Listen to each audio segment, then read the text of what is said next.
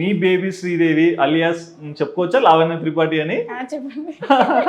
కొంతమందికి అంటే నాకైతే ఇంటర్వ్యూలో లావణ్య త్రిపాఠి లానే కనిపించారు. చాలా మందికి తెలియదు, నా ఫస్ట్ ఇంటర్వ్యూ కూడా లావణ్య త్రిపాఠితోనే జరిగింది. ఫస్ట్ నాకు చెప్పింది ఆల్ ద బెస్ట్ కూడా లావణ్య త్రిపాఠినే. బట్ ఇది లాస్ట్ ఇంటర్వ్యూ కాదు. ఓకే, ఎక్కువగా ఇన్స్టాగ్రామ్ లో కనిపిస్తున్నారు. యూట్యూబ్ ఛానల్ కూడా ఉంది కదా మీకు, ఎందుకు యూట్యూబ్ స్టాప్ చేశారు?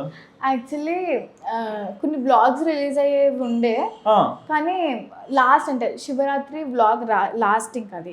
సో అది రిలీజ్ చేసేది ఉండే, కానీ ఆల్రెడీ శివరాత్రి అయిపోయి చాలా మంత్స్ అయిపోయింది. ఇంక ఇప్పుడు రిలీజ్ చేస్తే బాగోదు కదా అని చేయట్లేదు. ఓకే, ఇప్పుడు చేస్తున్నాం కొన్ని, అంటే అంత ఫ్రీక్వెంట్ గా చేసి ఓపిక అట్లే. అంతేలేండి, కాలేజ్కి వెళ్ళాలి 7 days, మళ్ళీ షూటింగ్కి వెళ్ళాలి.